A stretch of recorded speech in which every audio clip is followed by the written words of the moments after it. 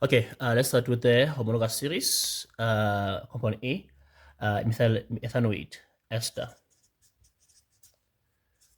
anoate, there.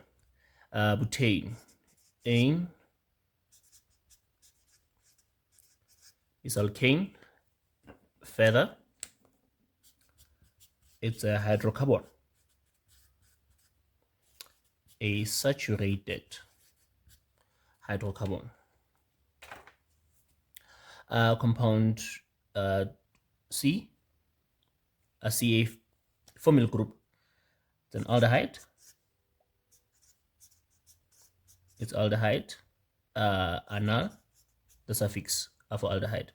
D, double bond, alkene,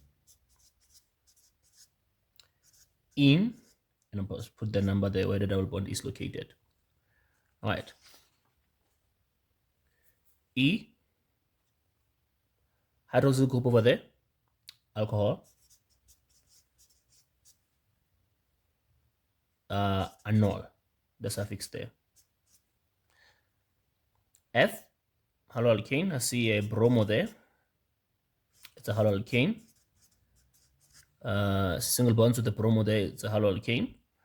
And ane, just like alkane, it will be ane there. Compound G, hydroxyl group again, alcohol again, with the anol as a suffix there, if I were to be giving it a name. And then compound H is I see a carbonyl group there, so it's a ketone. And I will need the suffix of unknown if they say I must give it a name there. Okay, then that's homologous series. Then let's go to functional groups. So for the ester, if I were to draw that ester, I will need an ester linkage there. There. Ester linkage. Butane, alkane, I will need a single bond. Single bonds. C, formyl group there for aldehyde.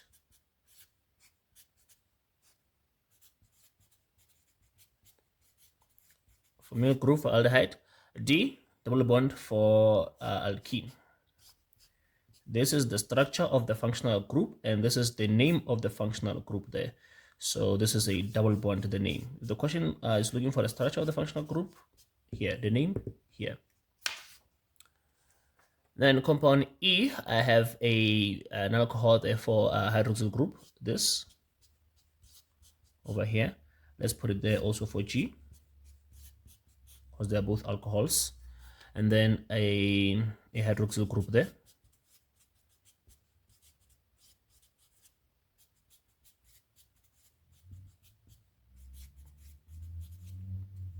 Hydroxyl group there.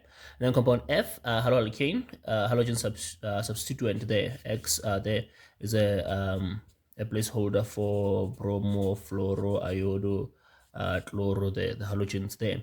And then it's a halogen, it's an alkane with a halogen substituent there. And then lastly, we have that ketone. For ketone, what we have for ketone is the carbonyl group there.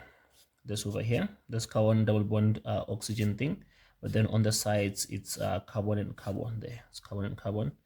Very, very important to differentiate it with the formyl that has a hydrogen there on one side of it. There can be a carbon here or a hydrogen here, but the difference is that with a ketone, the carbon double bond thing, you must be surrounded by two carbons on its side there. Okay, so it's a carbonyl, group, this one. All right, and then let's do general molecular formula with the type of isomer you can expect there from each compound there.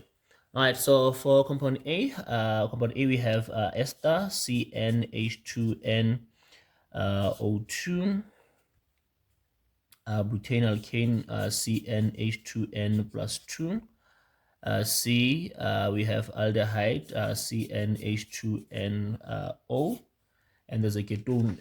Compound H is a ketone, so it has the same molecular formula, CnH2nO. Compound D is an alkene. We have just CnH2n there. Compound E is an alcohol. We have CnH2n plus 1 OH, as well as compound G is an alcohol, is CnH2n plus 1 OH there. Then compound F is CnH2n plus 1 X there, where X is represents that that halogen. And then the type of isomer from an ester would be a functional isomer. Esters are functional isomers of functional isomers of carboxylic acids there.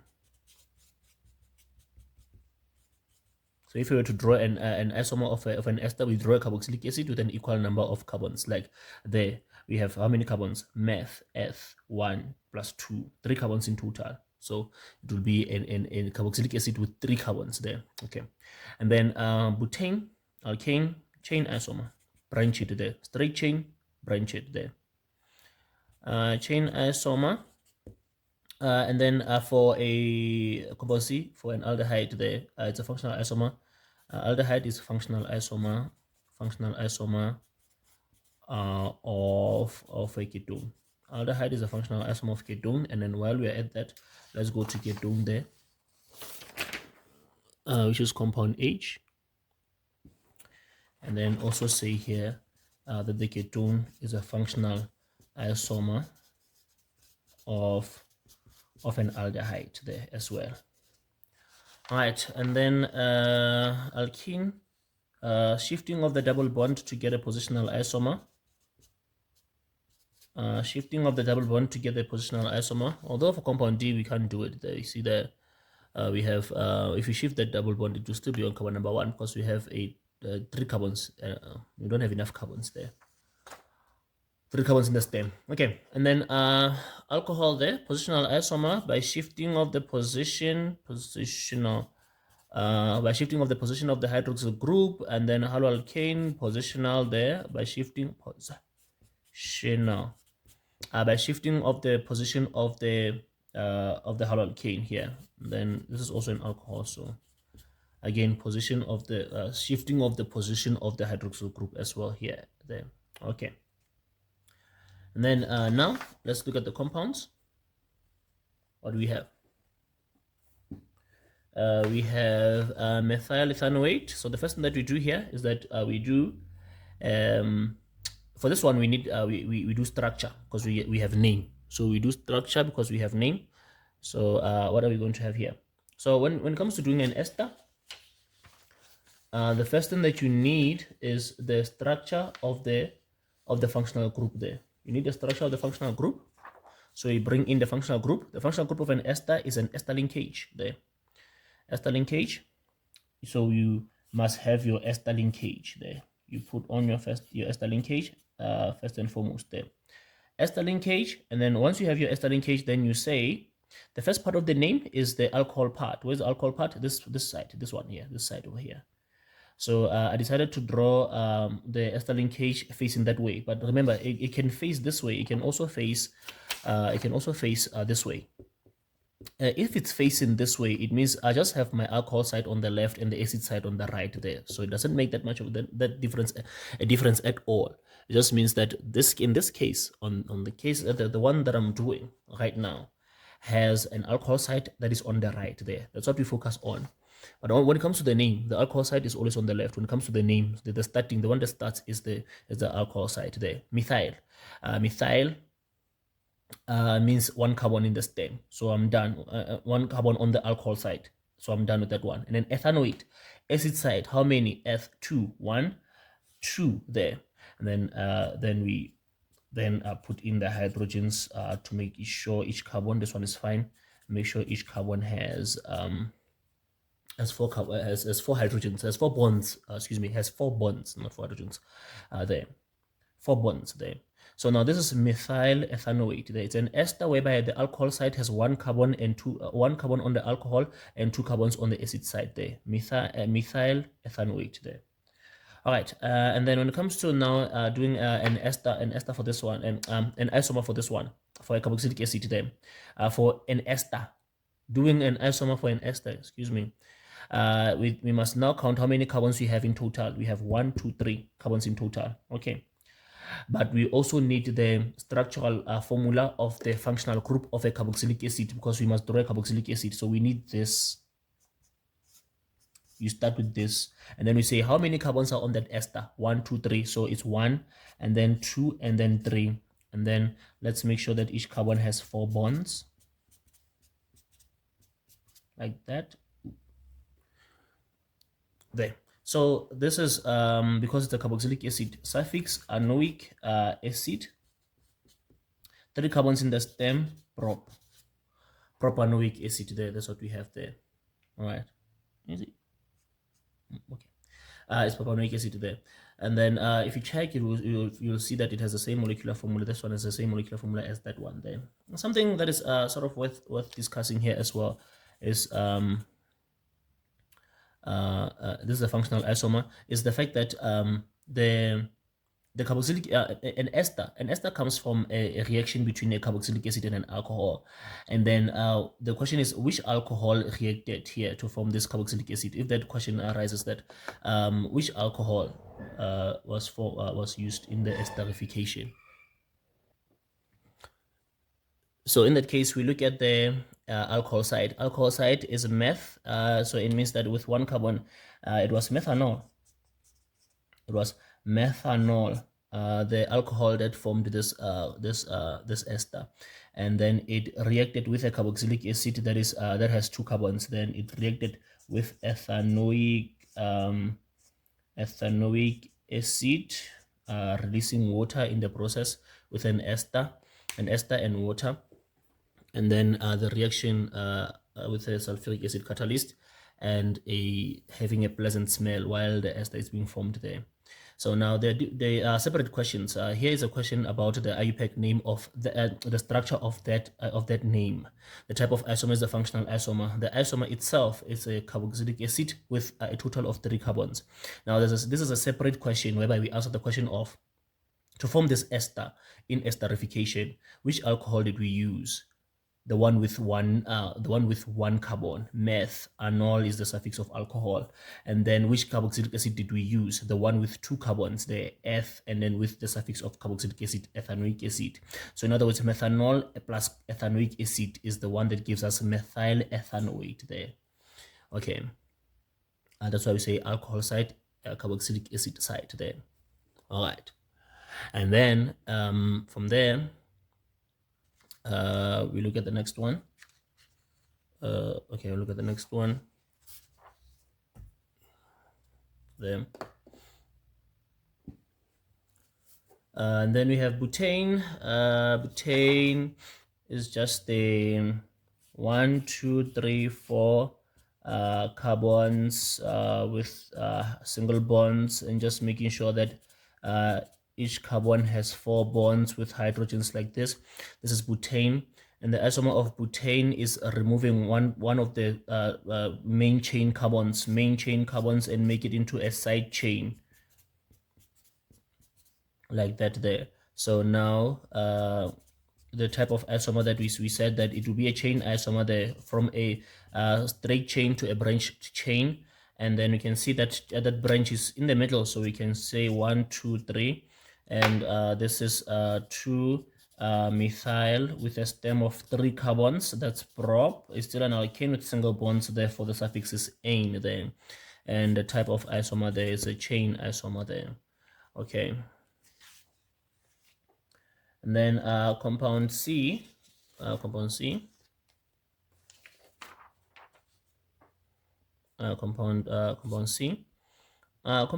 is an aldehyde, and we say about an aldehyde that where the functional group is, that's carbon number 1. Where's this carbon number 1? Because it's always there at the end. So it's 1, 2, 3, 4. But so there are no substituents anyway. So only 4 carbons in the stem. 4 carbons in the stem. Therefore, that's but. And then now we must get the suffixes there. What did we say is the suffix of a? What did we say is the suffix of an aldehyde there? We said the suffix of an aldehyde will be compound C. We said it will be anal there. So we get the suffixes and then it's anal. So this is just simply butanal there. And then the type of isomer you can expect here is a ketone. To draw a ketone out of this, the first thing that we do is that we put the 4 carbons. Let's have the 4 carbons, and then now we put that carbon double bond oxygen, this thing here, to no longer be terminal, to no longer be outside. We put it within. We can put it here or here. We can see that if you put it here, it's on carbon number 1, 2. If you put it here, it's on carbon number 1, 2. So it does not matter where you put it here. So just put it on the carbon that is within there. That's within, not necessarily middle, but within. And keep the number of carbons the same. And then let's put the hydrogens there. Don't put the hydrogen here. Let's put the hydrogens there. And yeah, now functional isomer changes the functional group there. Same molecular formula, but different functional groups. So it means now we must use a different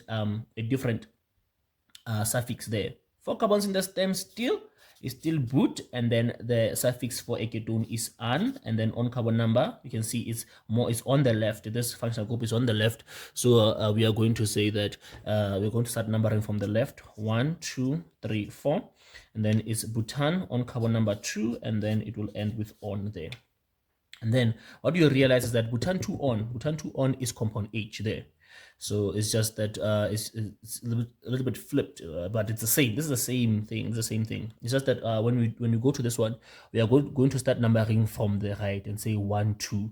4 carbons in the stem is butan 2 on, and then by doing that, we have identified that C and H are functional isomers there. They are functional isomers of aldehyde and ketone there. So we have also done already the IUPAC for compound H as well. Okay. And then next, then we look at compound D. Compound D is an alkene, simply an alkene. And this alkene, we can't do positional isomer here there, because if you shift it the double bond there, it's still the same compounds. It's propene there. So the double bond is on the right, so we ask it, are you on the right or on the left? I'm on the right, so we start there. 1, 2, 3. It takes higher priority there. Even if there was a chloro or a bromo, it's a functional group. It takes higher priority there. And then now how many carbons do we have in the stem? We have 3 carbons in the stem. That's a prop. It's a prop, and the suffix is in there, and then on carbon number 1, that's where we have that. On carbon number 1, that's where we have. So we said that compound D, the suffix will be in, and then we must have the number there indicating the position of the double bond, and then it's on carbon number 1, and then it's prop 1 in there. So any additional things we can add here is that it's a hydrocarbon. This compound, compound D, as well as compound B, the butane, they are both hydrocarbons, but butane will be saturated hydrocarbon, but this one will be an unsaturated hydrocarbon, because this one has a double bond between carbon atoms there. So yeah.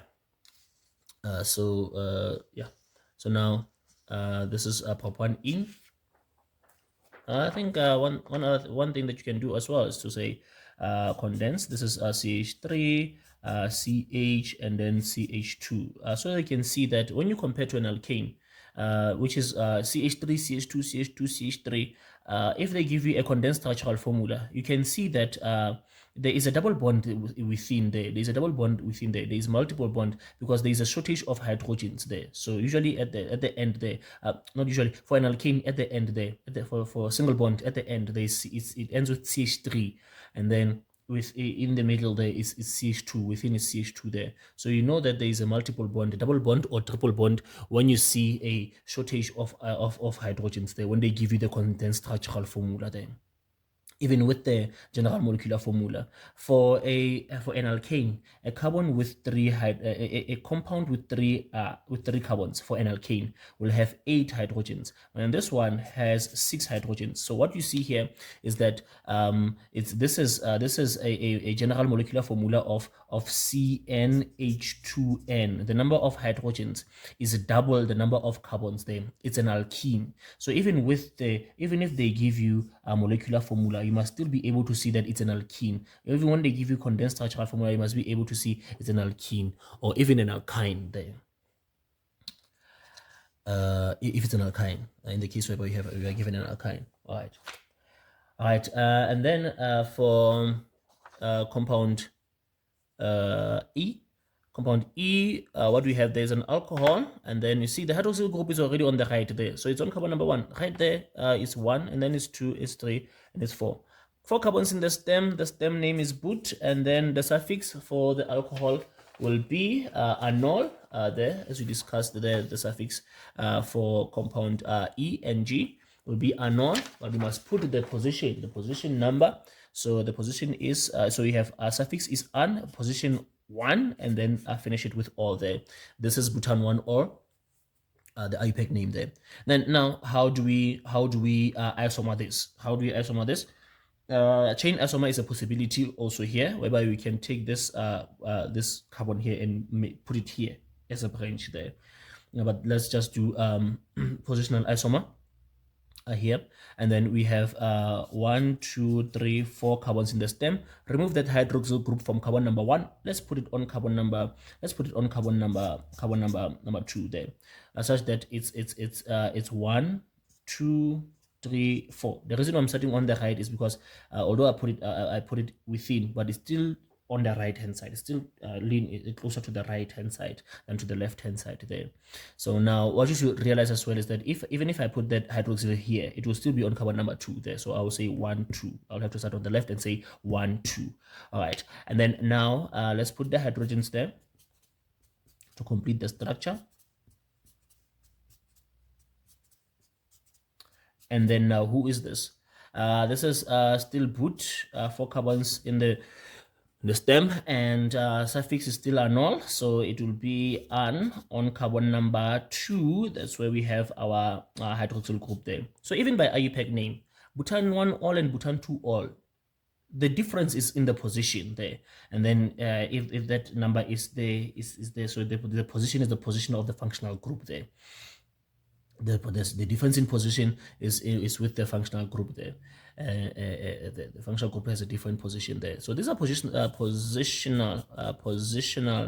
isomers there. And what you realize is that this is compound G actually there. This is compound G already there. So we already did IUPAC for compound G, as well as isomer for compound G as well. So because if this is, remember, if this is an isomer of this, this is also an isomer of that as well. They are isomers of each other there. So okay, and then next we do we look at compound F, as it will be the last one, because we have already done G and H because they are isomers of G is an isomer of E, and then H is an isomer of C. And then here we have a haloalkane. The bromo is closer to the left. So 1, 2, 3, 4. And then it's an alkane. It's an alkane. It's 4 carbons in the stem. It's a haloalkane. It will end with ane, like that. On carbon number 2, that's where we have that bromo substituent there. And then that bromo halogen there. And then for the isomer, positional isomer, although yes, the chain isomer is still possible. Chop this off and put it here. So it will be a chain isomer there. It will be a chain isomer, or whereby you branch it. There. And then yeah, it will be something like this. It will be like 1, 2, 3. I have that bromo there. That carbon that's supposed to be here, I put it here, there, like that. This is the chain isomer of that compound there. This is the chain isomer there. That's isomer possibility, chain isomer there. So now whereby I chop this off and put it down here. All right, so it's a chain isomer, and also that it is a we'll come back to it, but let's start with the positional isomer here. Let's have 1, 2, 3, 4. 1, 2, 3, 4, and then now this bromo is here. If I put it here, I don't change anything. It's still on carbon number 2 because I will say 1, 2. But now if I put it here or here, that's carbon number 1 there. So I'm going to shift that bromo to put it to be on carbon number 1 there. So now it's on carbon number 1. I have changed the position of my halogen, of my bromo. Now my compound is will be now 1, 1, 2, 3, 4.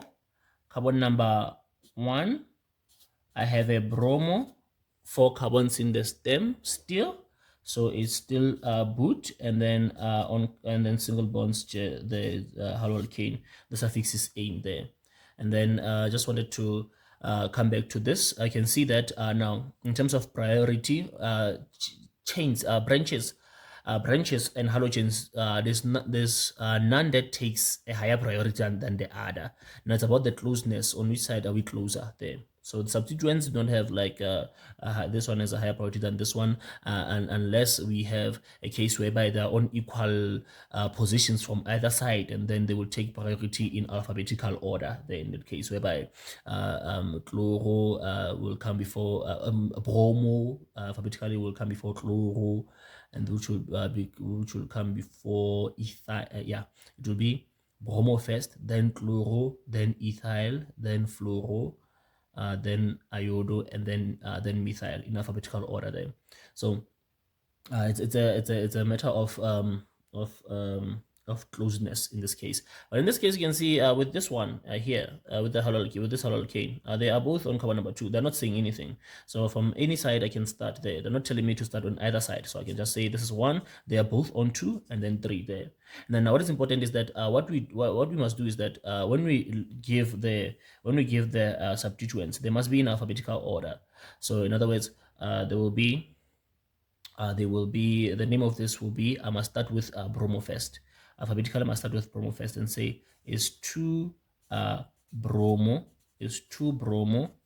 Also on carbon number 2, I have a methyl, is 2 bromo, 2 methyl, 3 carbons in the stem, prop, still haloalkane, ane there.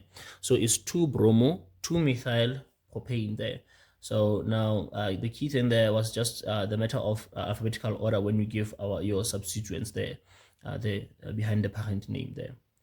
All right. So now, yeah, that's it in terms of the IUPAC and the structures and the isomers of the isomers and the IUPAC names of the isomers there. Okay.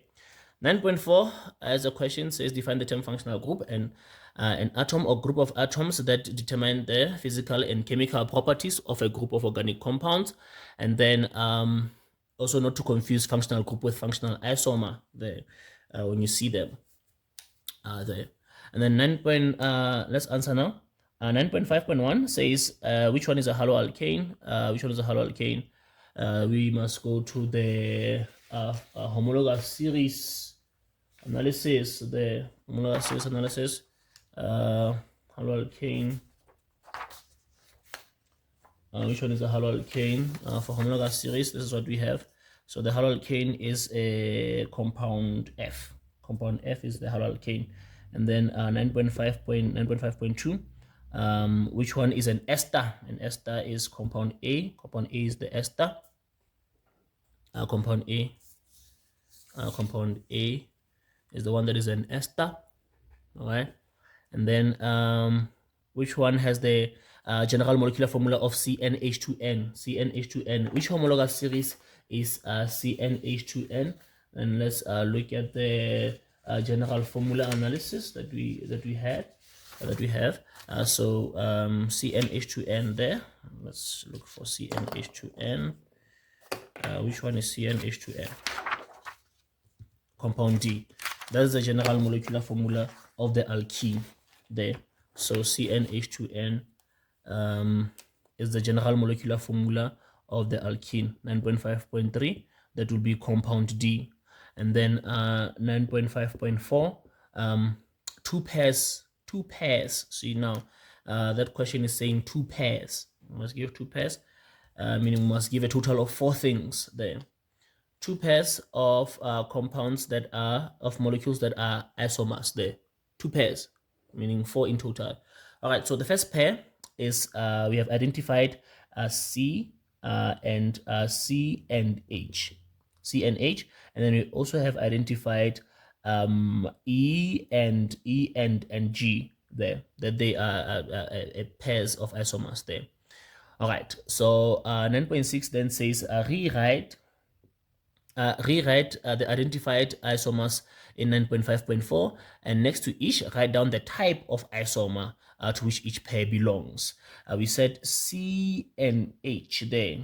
They have the same molecular formula, but they have different functional groups there. So these are functional isomers, C and H. Can put it here, say, okay, let me just write it over here. Yeah, they are functional isomers there. And then E and G you see the E and G there. We said that the difference between them is the position of that hydroxyl group, functional group. So it's a positional isomers there. All right, the difference between them is the position of that hydroxyl group, functional group there. All right, and then now 9.7.1. 9.7.1 says there, 9.7 says write down the structural formula of compound B. Compound B is just simply that butane is it's an alkane, 4 carbons, 1, 2, 3, 4, and then just put the hydrogens there. Just put the hydrogens there. This is butane. This is butane. Just put in the hydrogens there. And then 9.7.2 says now write down there functional group there. So now the structure of the functional group. So those are things that should be highlighted. That the question is looking for the structure, and then number 2 of what? Of the functional group, not the whole molecule there. So it's looking for only the functional group there, and that's that ester linkage of ours there. So and then it's this thing is looking for this thing. Let me put it over here. This thing over here. This thing over here. This. Remember that has an alcohol side and an acid side. Remember that it can point that way, or you can point it that way. The one that I've drawn is pointed on the right hand side there. It's pointed to the right there. All right, and this will be 2 for that, and then 2 for this as well there. All right, so let's see. And then 9.8.1 says there, write down the IUPAC names of the compounds represented by the following letters. IUPAC names there. So you highlight that is looking for IUPAC names there. So the IUPAC name of compound F, that is our ketone. When we were dealing with the ketone and aldehyde, but let's use that one over there. We say that it has 4 carbons in the stem. It's a ketone. That means that the suffix will be unknown. So we say that 4 carbons in the stem is going to be but, and then it will end with unknown. So we say un.